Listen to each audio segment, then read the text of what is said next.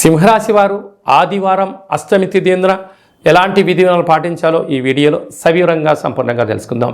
సింహరాశిలో ఏ నక్షత్రాలు వస్తాయనగా మఖా నక్షత్రంలోని 4 పాదాలు, పుబ్బా నక్షత్రంలో 4 పాదాలు, ఉత్తరా నక్షత్రం 1 పాదం కలిపితే సింహరాశి. చాలామందికి పుట్టినటువంటి కాల సమయంలో డేటా ఆఫ్ బర్త్లో లేనటువంటి కారణం వలన పేరు యొక్క మొదటి అక్షరాన్ని అనుసరిస్తూ ఆ రాశిని తెలుసుకునే ప్రయత్నం అవుతుంది. అవి ఏ అక్షరాలు అన్నట్లయితే మా, మీ, ము, మే, మో, టా, టీ, టు, టే అక్షరాల వారందరూ కూడా సింహరాశి జాతకులే. సింహరాశి యొక్క అధిపతి రవి. ఆదివారం రోజు అష్టమి రావడం, అదే కాకుండా వీరి యొక్క జాతక ప్రకారంగా 2వ స్థానంలో కేతు, 7వ స్థానంలో శని, 7వ స్థానంలో శుక్రుడు, 7వ స్థానంలో కుజుడు సంచారం చేయడం వలన కుజదోష ప్రభావం కారణము.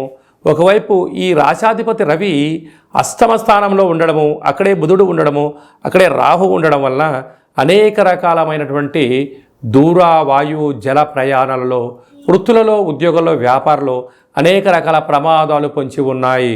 శత్రువులు పొంచి ఉన్నారు.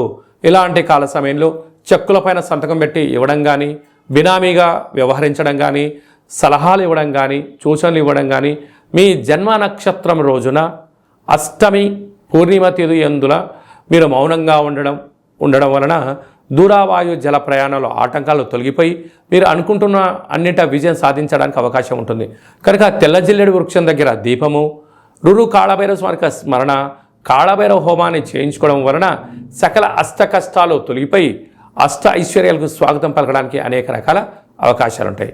కనుక వీలైనంత వరకు మౌనం, ధ్యానం, ఆధ్యాత్మికత మీకు అదృష్టాన్ని, ఐశ్వర్యాన్ని కట్టబెట్టబోతుందని చెప్పి గమనించాలి.